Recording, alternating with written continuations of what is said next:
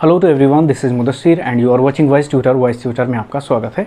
हमने अपना जो बेसिक था, अभी तक मैंने क्या क्या पढ़ा, अपना बेसिक पूरा रियल नंबर का पढ़ लिया। अब ये लास्ट टॉपिक है of a real number, that is irrational. हमने बेसिक अपना कंप्लीट कर लिया, highest common least common multiple. उसके बाद मैंने रेशनल अपना देखा, फिर वो यूक्लिड डिवीजन लेमा देखा। अब हम इरेशनल देखने जा रहे हैं। देखिए, इसमें इरेशनल पढ़ने से पहले हमें रेशनल समझना पड़ेगा। अगर रेशनल इरेशनल मैं ऑलरेडी बेसिक में बता चुका हूँ, लेकिन यहाँ पर फिर भी थोड़ा सा मैं मोटा मोटा एक बता देता हूँ, है ना। एक उसका जो बेसिक है वो कॉन्सेप्ट उसका बता देता हूँ। देखिए, रेशनल हमारा होता क्या था। सपोज ए क्या है, एक रेशनल है, यानी जो रेशनल होता था वो क्या होता था। देखिए, रेशनल जो हमारा होता था वो P अपॉन Q के फॉर्म में होता था, where Q is not equal to 0।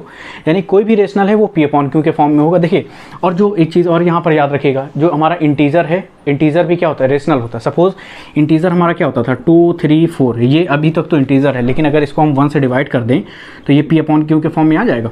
यानी ये हमारा क्या बन जाएगा, रेशनल बन जाएगा। समझ में आया। तो सारे इंटीजर भी क्या होते हैं, हमारे रेशनल कहलाते हैं, है ना।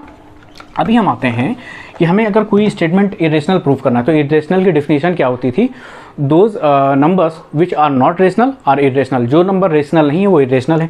तो अगर किसी चीज़ को, सपोज यहाँ पर ए है, अगर ये पी है, ए, हाँ ए ले लो, ए को अगर हमें ये प्रूव करना है ये इरेशनल है, तो अगर हम ये चीज़ प्रूव कर दें कि ये रेशनल नहीं है, यानी ये प्रूव कर दें रेशनल नहीं है, तो then from the definition of the irrational that every number which is not rational are called irrational. समझ में आ रहा है कि नहीं। तो उस डेफिनेशन से ये हमारी प्रूव हो जाएगी।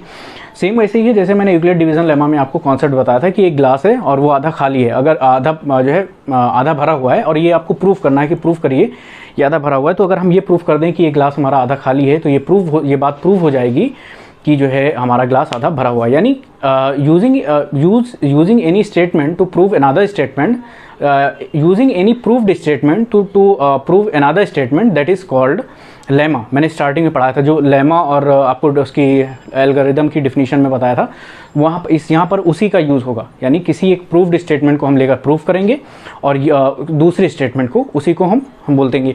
तो अगर हमें रेशनल प्रूव करना है तो हम ये प्रूव करेंगे कि रेशनल नहीं है, यानी जो कि ऑलरेडी प्रूव्ड है ना, उसको प्रूव करेंगे तो हमारा आंसर जो है आ जाएगा। चलिए हम इसी का यूज़ करते हैं और अपने क्वेश्चन फर्स्ट पर आते हैं। क्वेश्चन हमारा फर्स्ट क्या है, देखिए, prove that root p is irrational. हमें प्रूव करना है कि रूट पी हमारा क्या है, इरेशनल है।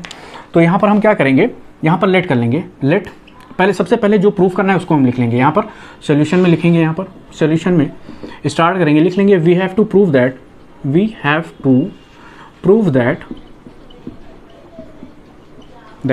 रूट पी क्या है, इरेशनल है।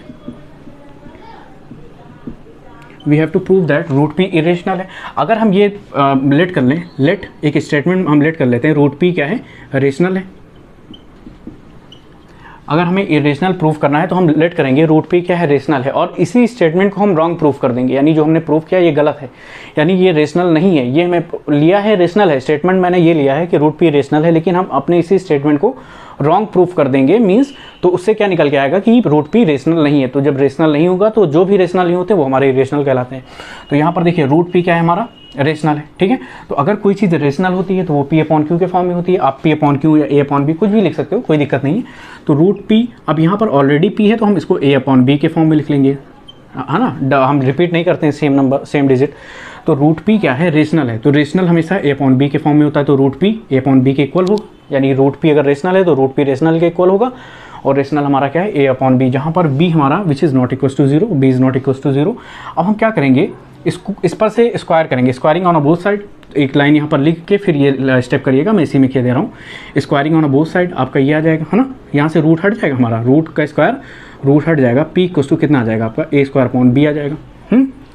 यहाँ पर थोड़ा सा अच्छे से देखिएगा, है ना। यहाँ पर देखिए क्या है, A स्क्वायर को जब आप डिवाइड कर रहे हैं B स्क्वायर से, तो एक रेशनल नंबर आ रहा है P। यहाँ पर हमारा क्या है, P रेशनल है, ये अब इरेशनल नहीं रह गया। रूट P इरेशनल था लेकिन P अब रेशनल रह गया, यानी A स्क्वायर को B से डिवाइड करने पर इरेशनल आ रहा है। अच्छा, एक चीज़ मैं लिखना भूल गया, यहाँ पर जब हम लेट करेंगे रूट P इज़ रेशनल, देखो एक चीज़ मैं भूल गया यहाँ पर, ये चीज़ देखो, root P is equal to A upon B। तो यहाँ पर हम क्या ले लेंगे, वेयर B इज़ वेयर, ये बहुत ही इंपॉर्टेंट स्टेटमेंट है, where A and B are coprime, are coprime की डिफिनीशन क्या होती है? मीन्स इनके कॉमन फैक्टर नहीं होते हैं। को प्राइम की डिफिनीशन ही होती है कि कोई अगर दो नंबर को प्राइम है तो उनके बीच में ऐसा कोई कॉमन फैक्टर नहीं होगा जो दोनों को डिवाइड करे, है ना। Where A and B are coprime का मतलब ही है, लेकिन मैं भी फिर से उसके बावजूद भी लिखे दे रहा हूँ, A and B are coprime and there is no common factor. मैं अभी इसको समझा देता हूँ। और उनके बीच में कोई ऐसा कॉमन फैक्टर नहीं है, और हमारा क्या है जो डिनोमिनेटर है b is not equals to 0। अब देखो को प्राइम कॉमन फैक्टर का मतलब क्या हुआ? अगर हम बात करते हैं 9 और 8 की बात करते हैं तो इसमें ऐसा कोई नंबर नहीं है जो इन दोनों को डिविजिबल करे। ये दो रेशनल नंबर हैं, इसमें कोई ऐसा कॉमन फैक्टर दिख रहा है जो इन दोनों को डिवाइड करे? नहीं है। लेकिन अगर यहीं पर 8 की जगह पे हम चलो इसको यहीं रहने दो, अगर 9 और हम 12 ले लें तो देखो 3 एक ऐसा नंबर है जो इन दोनों को डिवाइड करे। देखो 1 तो सबको डिवाइड करेगा, 1 ये भी डिवाइड करेगा, 1 ये भी डिवाइड करेगा। तो डिफिनीशन क्या होगी? There is no common factor except 1 को छोड़कर बाकी ऐसा कोई भी कॉमन फैक्टर नहीं होना चाहिए जो दोनों को सेम नंबर को डिवाइड करे। अब ए बी, यहाँ पर हम ए बी है, अब यहाँ पर ए बी की जगह पे हमने 9 और 8 ले लिया, 9 12 ले लिया, तो ये हमारा को प्राइम नहीं है। को प्राइम हमारा क्या होगा? ये होगा, क्योंकि इसमें ऐसा कोई भी कॉमन फैक्टर नहीं है। और आप ये भी कह सकते हो जिनका हाईएस्ट कॉमन फैक्टर 1 आए, तो इसका HCF भी क्या आएगा? 1 आएगा। जब कॉमन फैक्टर नहीं है तो इसका HCF 1 आएगा। तो ये चीज़ बड़े अच्छे से देखिएगा। अगर अभी भी आपको को प्राइम में दिक्कत है तो उसके लिए भी आपको बेसिक लेक्चर देखिए, वहाँ पर आपको इसका डिटेल में इसके बारे में मैंने वहाँ पर एक्सप्लेन कर रखा है। तो यहाँ पर एक स्टेटमेंट है, root B is rational where A and B are coprime and there is no common factor. ऐसा कोई कॉमन फैक्टर नहीं है, ये स्टेटमेंट है, तभी ये चीज़ रेशनल है। ये रूट पी रेशनल कब है? व्हेन ए एंड बी को प्राइम है। और को प्राइम का मतलब क्या है कि वहाँ पर कोई भी ऐसा कॉमन फैक्टर नहीं है, तभी रेशनल होगा। तब अब हमें प्रूव करना। अब हम आते हैं अपने स्टेटमेंट पे। देखिए अब अगर हम आते हैं अपनी स्टेटमेंट पे तो देखिए क्या करेंगे, यहाँ पर लिख देंगे स्क्वायरिंग ऑन बोथ साइड। जब स्क्वायर करेंगे बोथ साइड, यहाँ पर एक लाइन लिख दीजिएगा, है ना। मैं यहाँ पर डायरेक्ट किया दे रहा हूँ, स्क्वायरिंग ऑन बोथ साइड। तो आपका ये कितना आ जाएगा? ये आ जाएगा p, रूट हट जाएगा, और यहाँ पर कितना आ जाएगा? a square upon b square आ जाएगा। ये चीज़ समझ में आई कि नहीं आई? अच्छा अभी देखिए a square upon b square आ जाएगा। अब यहाँ पर हम b स्क्वायर को इस साइड ले आएंगे, b स्क्वायर को अगर इस साइड ले आते हैं तो ये हमारा क्या आ जाएगा? a स्क्वायर अपॉन p आ जाएगा, है ना। ए स्क्वायर अपॉन पी आ जाएगा। अब देखो ए स्क्वायर क्या है? पी से डिवाइड हो रहा है, तभी तो ये क्या है? रेशनल है। अब देखो यहाँ पर बी क्या है? हमारा एक रेशनल है। देखो 4 भी क्या है? 4 5 6 ये इंटीजर भी हैं, है ना। लेकिन अगर 1 से डिवाइड कर दें तो ये रेशनल भी कहलाएंगे। इस तरीके से ये बी स्क्वायर क्या है? रेशनल भी है। यहाँ नहीं, यहाँ रेशनल है। अब देखो ये हमारा क्या है? रेशनल है ना। ये भी रेशनल है और ये भी रेशनल है। और ये ए स्क्वायर जब डिवाइड हो रहा है तभी तो इसका इक्वल आएगा, यानी ये डिवाइड हो रहा है तभी तो इसका इक्वल आएगा। अगर कोई चीज़ डिवाइड होता है, सपोज 8/2 है, इक्वल में 4 है, तो ये 4 कब आएगा? जब 2 8 को कम्प्लीटली डिवाइड करेगा 4 टाइम में, है ना। और ये 8 को हम क्या लिख सकते हैं? 8 को 2 का मल्टीपल लिख सकते हैं नहीं? अगर इस 8 को हम ये लिख लें 2 × 4 अपॉन 2 इक्वल टू, तब भी ये 4 ही तो रहेगा। इसी 8 को मैंने 2 के मल्टीपल में लिख लिया। समझ में आ रहा है कि नहीं? अब अगर यहाँ पर ए स्क्वायर है तो 8 का अगर 16 हम यहाँ पर 16 हो, यानी 8 का स्क्वायर अगर यहाँ पर 16 हो, 16 किसके इक्वल आएगा? 16 आपका आ जाएगा 8 के इक्वल आ जाएगा। तो ये 8 कब होगा? अगर हम ये लिख लें 2 × यहाँ पर 8 लिख लें तो 2 के मल्टीपल में इसको लिख लें, यानी ये जो 16 है ये किसका स्क्वायर है? ये 4 का स्क्वायर है। और ये किससे डिविजिबल है? 2 से डिविजिबल है। तो अगर 4 का स्क्वायर 2 से डिविजिबल है तो 4 भी तो 2 से डिविजिबल होगा कि नहीं होगा? 4 भी 2 से होगा कि नहीं? सेम कॉन्सेप्ट यहाँ लगेगा। अगर ए स्क्वायर पी से डिवाइड हो रहा है तो ए भी हमारा क्या होगा? पी से डिवाइड होगा। यहाँ पर हमें लिखना पड़ेगा इफ़, मान लेते हैं इक्वेशन फर्स्ट, और यहाँ पर एक स्टेटमेंट लिख देते हैं दैट क्या स्टेटमेंट होगी वो हमारी? वो स्टेटमेंट ये है कि a if a square is divisible by p. यहाँ पर दिख रहा है हमें a square is divisible by p से डिविजिबल है, तो a भी तो p से डिविजिबल होगा। अगर 4 2 से डिवाइड है तो 2 भी तो 2 से डिवाइड होगा। Then a is also divisible, a is also divisible by p, यानी a भी हमारा क्या है? p से डिविजिबल है। ये स्टेटमेंट बहुत ही इंपॉर्टेंट है। अभी इसी पर सारा क्वेश्चन हमारा डिपेंड है। बहुत ही अच्छे से देखिएगा स्टेटमेंट का ही यहाँ पर जो है रेशनल में सारा गेम है ना। a is also divisible by p, यानी अगर a स्क्वायर हमारा p से डिविजिबल है तो a स्क्वायर भी हमारा p से डिविजिबल होगा। अब हम नेक्स्ट देखते हैं, इसके आगे का कॉन्सेप्ट देखते हैं। अगर मैंने क्या लिखाया था, यानी कोई चीज़ अगर डिविजिबल होती है, 8 अगर 2 से डिविजिबल है तो 8 को हम 2 के फैक्टर में लिख सकते हैं, और या 16 अगर 2 से डिविजिबल है तो 16 को क्या है, मतलब ए स्क्वायर है यानी 4 स्क्वायर है। अगर ये 2 से डिविजिबल है तो इसको 2 के फैक्टर में लिख सकते हैं। हम इसको क्या लिख सकते हैं, 2 × 8 अपॉन 2 लिख सकते हैं कि नहीं बताइए। 2 8 जा 16 तो आएगा, 4 4 जा 16 आएगा। यानी अगर कोई चीज़ डिविजिबल है तो उसी डिवाइज़र को हम एज अ फैक्टर में कन्वर्ट कर, उसके ऊपर जो ये होता है, ये डिविडेंड होता है, उसको हम फैक्टर में कन्वर्ट कर सकते हैं जिससे वो डिवाइड हो रहा है ना। तो उसी तरीके से हम क्या करेंगे, ए स्क्वायर पी से डिविजिबल है तो ए को हम इसको कन्वर्ट कर देंगे इसके फैक्टर में, पी के फैक्टर में, यानी B square equal to, let कर लेंगे हम यहाँ पर, लेट कर लेंगे, लेट ए इक्वल्स टू इसी के फैक्टर में, यानी पी और कुछ भी लेट कर लीजिए, पी एम लेट कर लीजिए, है ना। तो ये हमारा क्या आ जाएगा, अब वहाँ पर 8 आ रहा था, अब जब 8 एम की जगह पे कुछ भी हो सकता है ना। तो a equals to p m let कर लेंगे। तो जब a equals to p m let कर लेंगे तो यहाँ पर हम आएंगे फ्रॉम इक्वेशन फर्स्ट से। चलिए ये चीज़ हम इधर लिखते हैं, इधर स्पेस है नहीं, ये देखिए यहाँ पर हम लिखेंगे लेट, इसके जस्ट आगे का पार्ट है, let a equals to p m. तो जब a equals to p m इसमें फर्स्ट में रखोगे, put in first a equals to p m and put in first, जब फर्स्ट इक्वेशन में रखोगे तब आपका कितना आ जाएगा, देखिए बी स्क्वायर इक्वल टू आ जाएगा आपका a square upon, sorry a की जगह पे तो हम पी एम रख रहे हैं, यानी पी एम का square, p square m square upon हमारा कितना आ जाएगा, बी पी आ जाएगा। अब देखिए पी से पी डिविज कट जाएगा, एक क्या बचेगा, एक पी बचेगा और ऊपर एम स्क्वायर बचेगा, यानी क्या बचेगा, पी एम स्क्वायर और आपका नीचे कुछ नहीं बचेगा, यानी B square equals to this आ गया। अब यहाँ से हम क्या निकालेंगे, एम स्क्वायर की वैल्यू निकालेंगे। एम स्क्वायर को अगर हम रोक लेंगे और पी को इसके डिनोमिनेटर में भेज देंगे तो क्या आ जाएगा, बी स्क्वायर अपॉन हमारा पी आ जाएगा, बताइए बी स्क्वायर अपॉन पी आ गया। अब यहाँ पर देखिए, बहुत अच्छे से देखिए कि अभी तक यहाँ ए स्क्वायर हमारा पी से जो है डिविजिबल था, अब यहाँ पर बी स्क्वायर पी से डिविजिबल है, तो सेम जो है स्टेटमेंट इसके लिए लिखेंगे, hence b square is divisible by, b square is divisible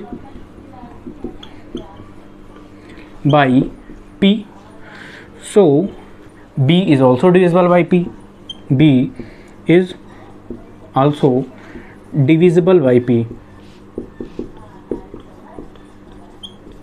b is also divisible by p।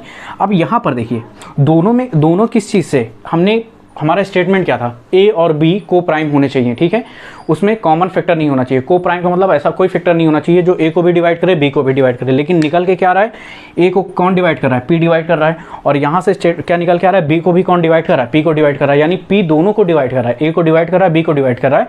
तो ये रेशनल नहीं हो सकता है, यानी क्या प्रूव हो गया कि ये रेशनल तो नहीं हो सकता। तो जो रेशनल नहीं होगा वो इरेशनल आएगा, यानी रूट पी अगर रेशनल नहीं होगा तो इरेशनल आएगा। तो यहाँ पर हम एक लाइन और लिखेंगे, विच इज़ कंट्राडिक्शन, ये जो लाइन है इसके नीचे एक स्टेटमेंट लिखिएगा, which is contradiction of our assumption, यानी जो कंट्राडिक्शन बोलते हैं जस्ट उल्टा, और एजम्पशन बोलते हैं जो हमने लेट किया था, जो स्टेटमेंट हमने लेट क्या किया था, रूट पी रेशनल है वेयर ए बी आर को प्राइम, है ना, ये हमारा स्टेटमेंट था और इसी का जस्ट उल्टा आ गया। तो यहाँ पर हम एक लाइन लिख देंगे, which is contradiction, which is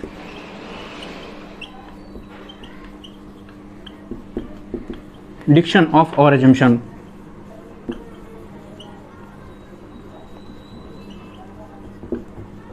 assumption, जब हमारे एजम्पशन का कंट्राडिक्शन है तो ये क्या आ जाएगा, रूट पी हमारा, हमने ये इससे ये प्रूव हुआ कि रूट पी क्या नहीं हो सकता, is not irrational,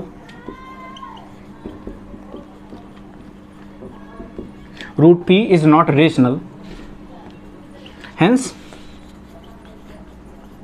root p is irrational. चलिए एक बार हम फिर से समझा देते हैं अच्छे से।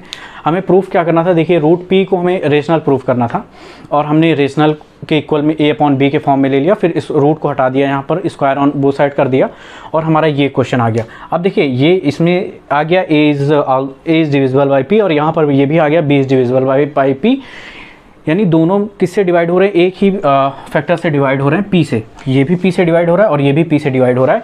लेकिन हमें प्रूव ये करना था कि पी से डिवाइड नहीं होने थे, अलग अलग उनके फैक्टर आने चाहिए, ऐसा एक फैक्टर नहीं आना चाहिए जो दोनों को डिवाइड कर दे, जो कि हमारा जो स्टेटमेंट था इसका जस्ट अपोजिट है। अपोजिट को बोलते हैं कंट्राडिक्शन, है ना, या कंट्राडिक्ट। सो वही यहाँ पर लिखा है, which is contradiction of our assumption, hence root p is not rational, यानी रूट पी को हम रेशनल प्रूव नहीं कर पाए, ये हमने जो स्टेटमेंट लिखा वो गलत हो गया, hence root p is irrational. Irrational, समझ में आया कि नहीं। So root p is irrational, hence को ऊपर लिख दीजिएगा, समझ में आया। अब इसी पे देखिए, ये हमारा स्टेटमेंट था, ये हमारा पूरा कॉन्सेप्ट था। इसी पर आपको क्वेश्चन पूछ सकता है। क्वेश्चन किस तरीके से पूछेगा, prove that root 3 is irrational, root 5 is irrational, root 11 is irrational. तो आपको क्या करना है, सिर्फ पी की जगह पे वो आपको नंबर रख देना। सपोज आप उसे कह दे prove that root 3 is irrational, है ना, आपसे क्वेश्चन में कह दे prove that root 3 is irrational. हम यहाँ पर ले लेते हैं, पहले आप इसकी स्क्रीनशॉट ले लीजिए, फिर यहाँ पर पी इसकी स्क्रीनशॉट ले लीजिए, फिर इसी पर हम एग्जांपल बता देते हैं, ठीक है। आई होप आपने ले लिया होगा। अब यहाँ पर देखिए रूट 3 अगर हम ले लेते हैं, 3 ये हमें प्रूफ करना है रूट 3 क्या है, इरेशनल है। तो हम लेट करेंगे लेट रूट 3 इज इरेशनल। तो यहाँ पर भी क्या आ जाएगा, पी की जगह पे बस 3 करना है, और यहाँ पर क्या आ जाएगा, हमारा स्क्वायर 3 आ जाएगा। अब देखिए यहाँ पर हम क्या करेंगे, 3 को इस साइड ले आएंगे, बी स्क्वायर को इधर ले आएंगे, तो 3 हमारा यहाँ पर आ जाएगा। अब ए स्क्वायर 3 से अगर डिवाइड है, a square if divisible by 3 then a is also divisible by 3। समझ में आ रहा है कि नहीं आ रहा है, ए इज़ ऑल्सो डिविजिबल बाई 3। अभी हम इधर आ जाएंगे वेयर ए एंड बी को प्राइम, ये स्टेटमेंट सेम रहेगा हमारा, ये स्टेटमेंट सेम रहेगा। फिर नेक्स्ट आते हैं let a equals to p m. अच्छा, जब हमारा पी था, यहाँ पर पी डिवाइजर वर्क कर रहा था, तो हमने पी के फैक्टर में लिख लिया। अब यहाँ पर 3 है तो हम 3 के फैक्टर में लिख लेंगे, 3m। ए की जगह पे हमने 3m लिख लिया, इसको हमने 3 के मल्टीपल में लिख लिया। 3 के जब मल्टीपल में लिख लेंगे तो कितना आ जाएगा, देखिए यहाँ पर 3m, ए की जगह पे जब 3m पुट करिएगा 9m स्क्वायर आएगा। तो 9m की 9 को हम क्या लिख सकते हैं, 3 का स्क्वायर लिख सकते हैं। तो एक 3 से 3 आपका यहाँ पर 3 है, तो 3 से एक 3 कट जाएगा, क्या आ जाएगा, 3m स्क्वायर आएगा। यहाँ पर आपका आ जाएगा 3m स्क्वायर। अब हम क्या करेंगे, m स्क्वायर को यहाँ पर लिख लेंगे और इस 3 को इसके डिनोमिनेटर में सेंड कर देंगे, भेज देंगे। तो 3 अपॉन यहाँ पर b स्क्वायर अपॉन क्या आ जाएगा, 3 आ जाएगा। अच्छा, अभी देखिए b स्क्वायर को कौन डिवाइड कर रहा है, 3, यानी b स्क्वायर किससे डिविजिबल है, 3 से अगर डिविजिबल है तो b भी आपका किससे डिविजिबल होगा, ये भी 3 से डिविजिबल होगा, है ना, 3 से डिविजिबल होगा, which is contradiction of our assumption. अब देखो a को भी 3 डिवाइड कर रहा है और b को भी 3 डिवाइड कर रहा है, which is contradiction of our assumption. यहाँ पर देखिए हमारा क्या था, a और b का कॉमन फैक्टर नहीं होना चाहिए, तो a को भी 3 डिवाइड कर रहा है, b को भी 3 डिवाइड कर रहा है, which is contradiction of our assumption. So root 3 is not rational, root 3 is not rational, hence root 3 is irrational. समझ में आएगी नहीं। इसी तरीके से आपको यहाँ पर 11 दे देगा, तो 11 को हमें प्रूफ करना है। हमें बस ये प्रूफ करना है कि वो दोनों एक ही नंबर से डिवाइड हो रहे हैं, यही हमारे स्टेटमेंट को गलत प्रूफ कर देगा। हमारा स्टेटमेंट जो ये था रेशनल, और रेशनल कब कैसा होना चाहिए, ऐसा रेशनल होना चाहिए। तो अगर आप ये प्रूफ कर दें कि दोनों एक ही से फैक्टर, दोनों के फैक्टर एक ही हैं, तो हम अपने ही स्टेटमेंट को गलत प्रूफ कर देंगे। इस तरीके से जो हमारा क्वेश्चन है हम उसको अपना प्रूफ कर लेंगे। तो ये था इस कॉन्सेप्ट बेस्ड क्वेश्चन थे, और मैंने इसका कॉन्सेप्ट भी आपको क्लियर कर दिया। अब हम आते हैं नेक्स्ट वीडियो में, और उसमें नेक्स्ट क्वेश्चन देखते हैं, और उसमें देखते हैं क्या किस टाइप के क्वेश्चन है। Thank you so much.